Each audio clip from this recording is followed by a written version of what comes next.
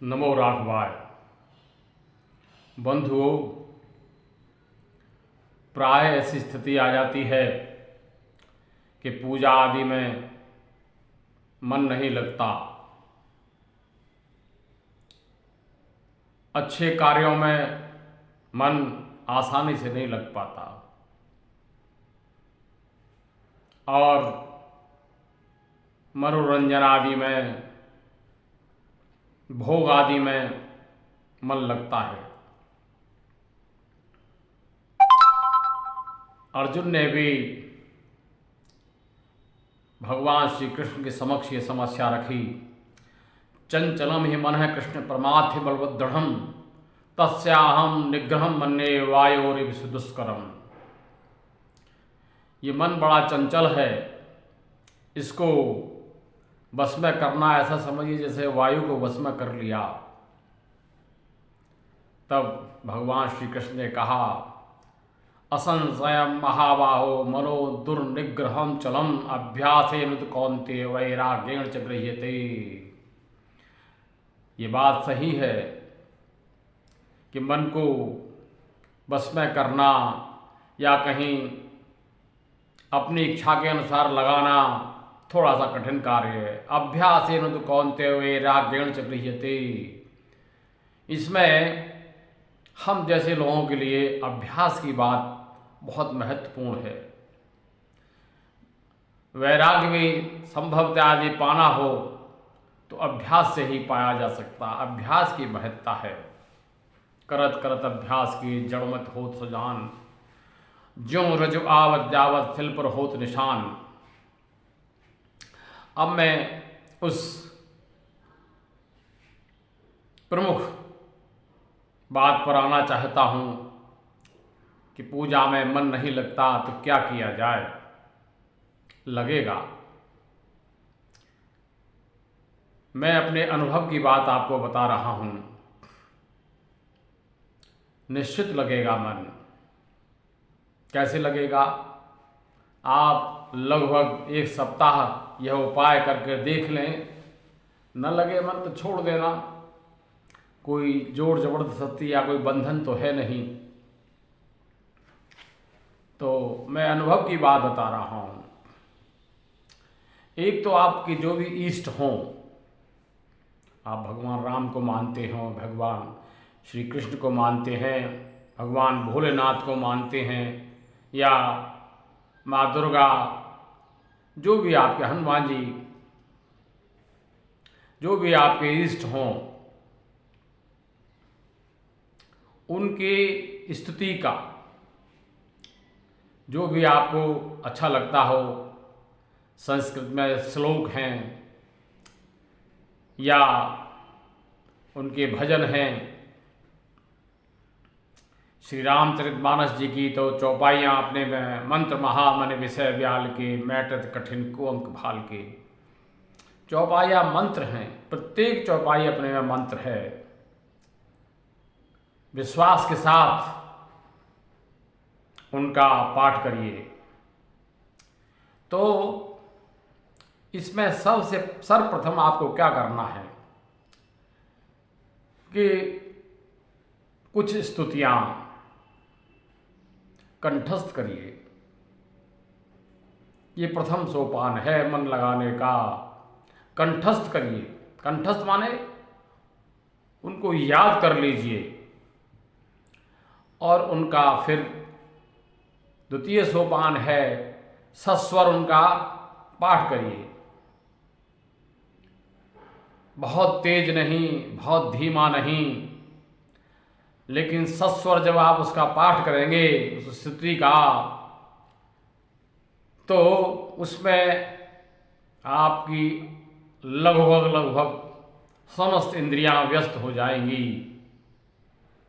जिह्वा से आप बोलेंगे, श्रवणेन्द्रिय से आप उन्हें सुनेंगे, आपके मानस से वो निकल कर आएंगी। क्योंकि कंठस्थ का मतलब कंठ में है ये बात अलग है, लेकिन वो मानस में ही होता है, हृदय में होती है चीज़।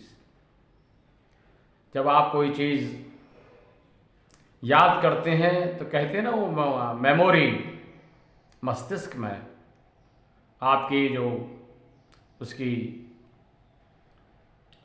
है, मतलब याददाश्त कहिएगा, स्मृति में चली जाती है वो चीज़। तो आपका मन वहाँ पर क्या है, वहाँ मन है आपका हृदय में या मस्तिष्क में, ब्रेन में। हमारा सबसे ज़्यादा, जैसे कि हम कोई चीज़ जब हमें मेमोरी से निकालनी होती है तो मन को लगाना पड़ता है उसमें, तो मन ही उन चीज़ों को निकाल के लाएगा। तो आपकी जिह्वा, आपके श्रवणेंद्रिय, आपका मन उसमें व्यस्त हो जाएगा। और एक लाभ और उससे होगा, जब आप सस्वर पाठ करेंगे, जैसे आप परिवार में हैं, तो जब आप कोई स्तुति स्वयं बोलेंगे तो बच्चे से सुनेंगे तो श्रुति बन जाएगी। देखिए, प्राचीन काल में वेदों की ऋचाओं को श्रुति कहते थे, वेद मंत्रों को श्रुति। वो सुनकर ही लोग उसको कंठस्थ करते थे। ये, और इसमें शुद्धता की बहुत मतलब स्थिति बनती है जब आप सुनकर करते हैं। वेद मंत्रों को आप पढ़कर नहीं बोल सकते, वेद मंत्रों को उच्चारण के साथ बोलना मुश्किल है, लेकिन यदि आपने सुन के उसको याद किया है, कंठस्थ किया है, लेकिन श्रवण करना चाहिए किसी योग्य व्यक्ति से,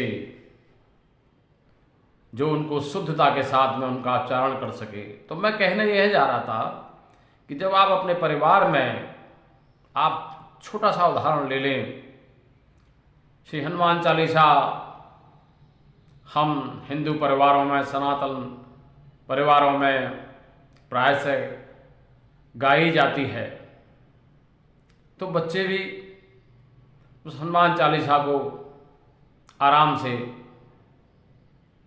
बोलना सीख जाते हैं। मैं अपने अनुभव की बात बताऊं, मैंने बहुत ही बचपन में, बहुत ही छोटेपन में, मुझे ध्यान भी नहीं है कि वो उम्र क्या रही होगी, मेरी पूजनिया स्वर्गीय माता श्री स्नान करने के बाद हनुमान चालीसा का पाठ करती थीं, चलते फिरते ऐसे ही। पूजा पाठ तो और भी करती थी, जैसे मंदिर में जो भी है अपना लड्डू गोपाल की सेवा, आरती वगैरह। लेकिन ये उनका कर्म ऐसा था कि स्नान किया, वस्त्र आदि धारण किए और अपना हनुमान चालीसा का पाठ शुरू कर दिया। तो हमको बहुत बचपन में ही वो कंठस्थ हो गया। हाँ, इतना जरूर है, पाठ यदि आप सस्वर परिवार में कर रहे हैं तो उससे किसी को विघ्न न हो, बाधा न हो। जैसे मान लीजिए आपके बच्चे पढ़ ही रहे हैं, तो उसमें उनकी पढ़ाई में विघ्न न हो, या तो आप ऐसे समय से कर रहे हो कि भाई किसी को कोई आपत्ति ना हो। इसी प्रकार से मंदिर में भी आप जाएं और जो भी आपके इष्ट हों उनके समक्ष आप कोई स्तुति या कोई भी भजन का गायन करें, तो उससे किसी और भक्त को विक्षोभ न हो, उसका ध्यान भंग न हो। ऐसे स्थानों पर तो सस्वर पाठ करने में देश काल का ध्यान रखना पड़ेगा। स्थान कहाँ है, कैसा है, समय क्या है, वो भी देखना पड़ेगा। लेकिन कंठस्थ होना जरूरी है। अगर आप सस्वर भी नहीं कर पाएंगे तो धीरे धीरे, यदि आप बहुत ही धीमी आवाज में गुनगुनाएंगे या नहीं भी गुनगुनाएंगे, स्थिति अगर ऐसी भी कोई हो, तो तब भी उसमें आपकी कम से कम आपका मानस उसमें व्यस्त हो जाएगा। अर्थात मानस का व्यस्त होने का अर्थ है कि आपका मन उसमें लग जाएगा। आप ये निश्चित मानकर चलिए। देखिए, परम पूज्य गुरुदेव श्री चित्रकूट तुलसी पीठाधीश्वर जगत गुरु श्री राम भद्राचार्य जी महाराज, जो इस युग के चमत्कार हैं, उनको धार्मिक ग्रंथों के 1 लाख पृष्ठ कंठस्थ हैं। देखिए, बड़ी अल्पायु में 2 माह की आयु में उनकी नेत्र ज्योति चली गई। उसके बाद उन्होंने जो कुछ भी जो उनको कंठस्थ है सब उन्होंने सुन के किया है। आपको आश्चर्य होगा, 5 वर्ष की आयु में श्रीमद् भगवत गीता जी कंठस्थ, 7-8 वर्ष की आयु में श्री रामचरितमानस जी कंठस्थ। क्या ऐसा चमत्कार आपने कहीं और देखा, कहीं सुना? लेकिन अफसोस, मैंने उनको लेकर 2 वक्तव्य अपने इसी चैनल पर प्रसारित किए। एक का शीर्षक है, इस युग के संतों के हैं सरदार हमारे गुरुवर। ये कोई अतिशयोक्ति नहीं है। संत समाज में भले ही ईर्ष्या और द्वेष तो सभी जगह है, इस धर्म क्षेत्र में भी है। धर्माचार्य भी एक दूसरे से ईर्ष्या और द्वेष रखते हैं। वो भला ही कुछ न कहें, लेकिन अंदर से वो मानते ही हैं कि वाकई यह व्यक्तित्व विलक्षण है। ऐसा व्यक्तित्व पूरे संसार में, अपने देश में तो छोड़िए, पूरे संसार में आपको मिल नहीं सकता। जिसके नेत्र न हो उसको इतना ज्ञान और 0 एरर वाला, इसमें कोई त्रुटि नहीं। व्याकरणाचार्य हैं, डीलिट PhD जो भी कहिए, एकेडमिक रिकॉर्ड है। हर कक्षा में लगभग पूर्णांक आंखों वाला नहीं कर सकता। और अभी भी कथाएं तो वो कहते ही हैं, उनके साथ साथ संस्कृत भाषा के ग्रंथों में ऐसे ऐसे ग्रंथ वो की रचना वो कर रहे हैं जो कोई नेत्रवान व्यक्ति नहीं कर सकता। तो मैं यह कह रहा हूं कि उन्होंने जो कुछ भी पाया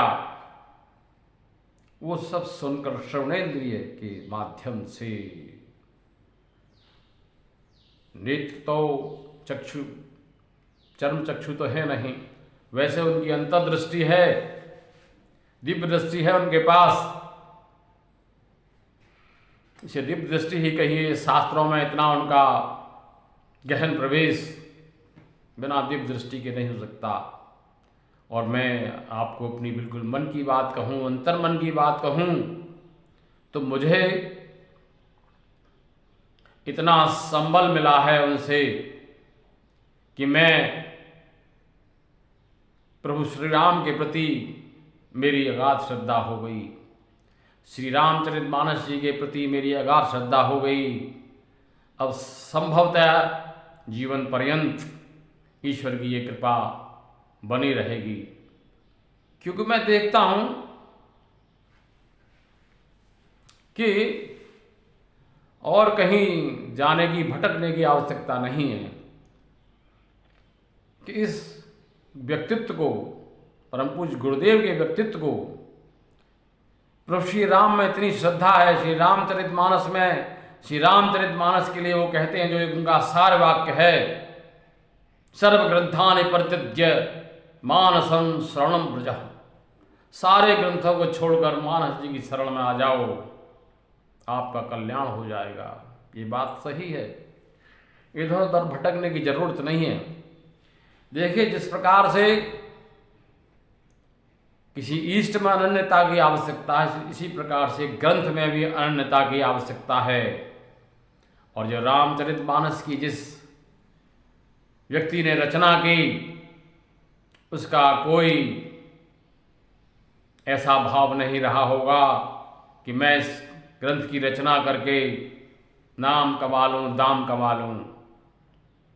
परमार्थ यज्ञार्थात् कर्मणो अन्यत्, पूरे यज्ञ के लिए। यज्ञ क्या है? परोपकार।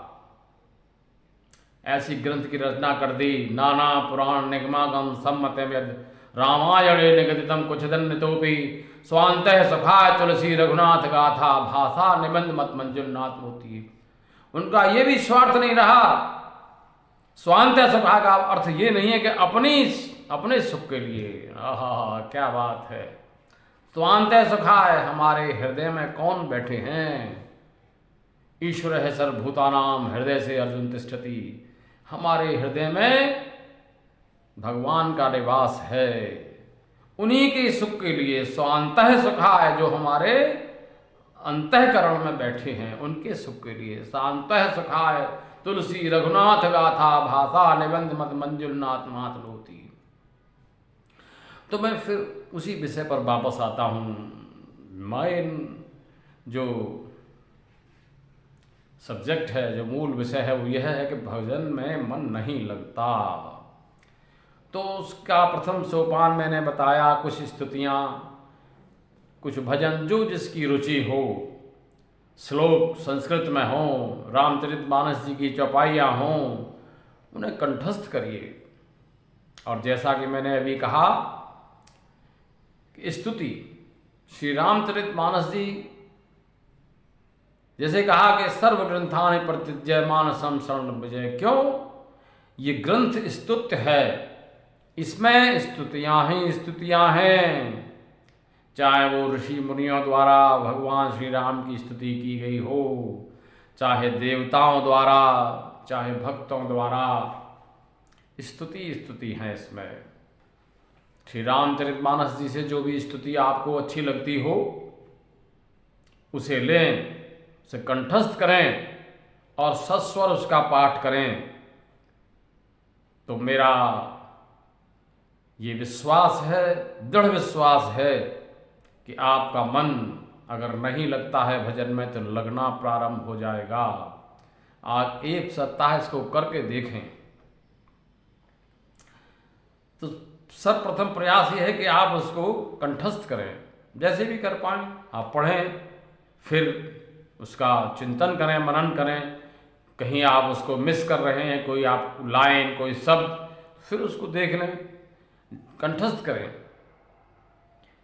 आप मान लीजिए एक हफ्ते के लिए 7 स्तुतियाँ कंठस्थ कर लें, हर दिन एक स्तुति, जैसे भी आपको सुविधा हो।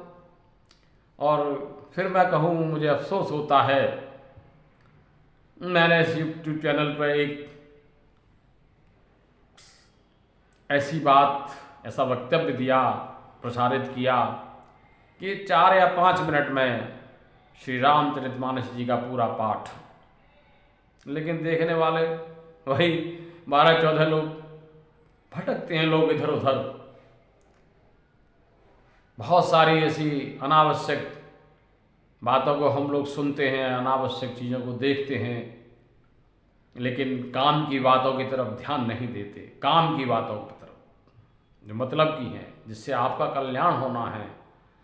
मैंने इस पर वक्तव्य एक दिया था कि 4 या 5 मिनट में संपूर्ण श्री रामचरितमानस जी का पाठ, तो वैसे तो संभव नहीं है, लेकिन इसमें उत्तरकांड में शतपंच चौपाई मनोहर 35 चौपाइयाँ हैं, मात्र 35 चौपाई, जिनका पाठ लगभग 5 मिनट में पूरा हो ही जाएगा। वो काकभुचुंडी रामायण जी के नाम से जानी जाती है और उसमें श्री रामचरितमानस जी के समस्त प्रसंग हैं, 84 प्रसंग हैं। उसका पाठ कर लेने से आप 84 योनियों में भटकने से मुक्त हो जाएंगे। क्यों नहीं करते फिर उनका पाठ? क्या समस्या है आपके साथ? मात्र 5 मिनट आप नहीं दे सकते, और जो संपूर्ण श्री रामचरितमानस जी के पाठ का फल आपको प्रदान कर देगा। वो मेरे वक्तव्य में मैंने एक तो ये कहा है कि ये चौपाइयाँ परम पूज्य गुरुदेव द्वारा संपादित और प्रकाशित श्री रामचरितमानस जी से हैं वो प्रसंग गीता प्रेस गोरखपुर से प्रकाशित रामचरितमानस जी में भी हैं। लेकिन परम पूज्य गुरुदेव ने जो अपना एक रामचरितमानस जी का संपादन किया है, उसमें कहीं कोई अशुद्धियाँ पाई तो उनको अपने मतलब समझ से, अपने ज्ञान से उनको संशोधित किया, संपादित किया। और ऐसा ही नहीं, अब वो वक्तव्य लंबा हो जाएगा, मैं उसका साक्षात साक्षी हूँ। जब परम पूज्य गुरुदेव इस रामचरितमानस जी को संपादित कर रहे थे अपने हरिद्वार आश्रम वशिष्ठायनम में बैठकर, तो कई मतलब रामचरितमानस जी की पुस्तकें उनके परिकर लिए बैठे थे। तो वो एक चौपाई बोलते थे कि इसमें उसका क्या लिखा, किस तरह से उसको लिखा गया है। तो जो उनको फिर उचित लगता था कि ये उचित है, उसको उस चौपाई को वो अपने द्वारा संपादित रामचरितमानस जी में रख लेते थे। आप गीता प्रेस गोरखपुर की पुस्तक से करें कोई ऐसी बात नहीं, लेकिन अगर ये पुस्तक उपलब्ध ना हो तो मेरे वक्तव्य में है तो और भी उत्तम रहेगा। तो कुल मिलाकर मेरा कहने का आशय सिर्फ ये है कि जिन लोगों को यही एक समस्या है कि साहब भजन में मन नहीं लगता, उनके लिए ये मैं एक सलाह दे रहा हूँ। इस सलाह ये है, मान लेंगे तो अच्छा, न मानेंगे तो अच्छा, कोई ऐसी बात नहीं। और मन लगने के ऊपर एक और अच्छी, एक बहुत छोटा सा प्रसंग मैं आपको कहना चाहूँगा। ब्रह्मलीन प्रातः स्मरणीय स्वामी श्री राजेश्वरानंद जी महाराज बहुत ही राम कथा के सरस और सरल गायक, अपनी बात को इतना इस ढंग से कहते थे कि सामान्य समझ रखने वाले व्यक्ति के भी मानस पटल पर वो अच्छी तरह से बैठ जाती थी। तो उन्होंने एक प्रसंग ऐसे ही सुनाया कि किसी को जैसे कि ये समस्या है, भजन में मन नहीं लगता, तो इसका उपाय भजन करो, और कोई उपाय नहीं है। और है भी बात सही, भजन करोगे तो एक न एक दिन आपका मन भी लग जाएगा। तो उन्होंने इस प्रसंग में एक छोटा सा बोध कथा दी कि किसी को तैरना सीखना था, तो किसी तैराक प्रशिक्षक के पास वो पहुंच गया कि मुझे तैरना सीखना है। कि ठीक है। अब वो प्रशिक्षक ने क्या किया, उसको तालाब के पास ले गया और उसको धक्का दे दिया, तालाब में गिरा दिया। अब वो डर गया, उसमें से फड़फड़ाता हुआ निकल कर बाहर आया और भागने लगा। तो अरे प्रशिक्षक बोले, भाई रुको रुको, कहाँ, क्या क्या बात हुई? कि जब मैं तैरना सीख जाऊंगा तभी आऊँगा। अब भला बताइए, कोई बिना पानी में उतरे तैरना सीख सकता है? तैरना तो उसको उसी तरह से सीखना पड़ा जिस तरह से प्रशिक्षक ने प्रयास किया। जब तक तालाब में नहीं उतरोगे तब तक तैरना कैसे सीखोगे? तो भजन में मन नहीं लगता, फिर भी उसका उपाय यही है कि भजन ही करो। भाय को भाय अनखा लसूं, जिस तरह से भी हो, धीरे धीरे धीरे धीरे आपका मन उसमें लग जाएगा। और जो उपाय मैंने बताया है आपको, उसका मैं स्वयं अनुभव मैंने किया है, तब मैं आपको बता रहा हूँ। आपको फिर धीरे धीरे आप जैसे कि किसी को हनुमान चालीसा ही कंठस्थ नहीं, तो पहले उसी को कंठस्थ कर लें, उसका ज्ञान करना शुरू कर दें। और पंचदेवों की पूजा है, गणेश जी की, भगवान शंकर की, माँ भगवती की, श्री राम की, या सूर्यदेव की, विष्णु की, तो कुछ श्लोक आप कंठस्थ कर लें और उनकी पूजा जब आप करें तो श्लोक का सस्वर उसका पाठ करें, गायन करें। देखो गे चीज, जो गे है ना, जो गायन है, ईश्वर स्वर में ईश्वर का निवास है, या ईश्वर में स्वर निहित है, ऐसे कह लीजिए। ईश्वर में स्वर निहित है। सस्वर आप जब कोई गायन करते हैं तो उसमें आपका मन भी लग जाता है, आप आनंदित हो जाते हैं, आप आह्लादित हो जाते हैं। ताल और लय में कर लें तो और भी अच्छी बात है। तो बहुत ज़्यादा न कहते हुए एक निवेदन अवश्य करूँगा, यदि आपको मेरी बात ठीक लग रही है तो थोड़ा सा कमेंट के माध्यम से आप बताएं और मेरे चैनल को आप सब्सक्राइब भी करें। मेरा उद्देश्य यही है कि मैं अपने मन की बात, अच्छी बातें अपने अनुभव के आधार पर मैं समाज में इस सोशल मीडिया के माध्यम से देता रहूं। ईश्वर की मेरे ऊपर यही कृपा बनी रहे। अस्तु, नमो राघवाय, धन्यवाद, फिर मिलेंगे।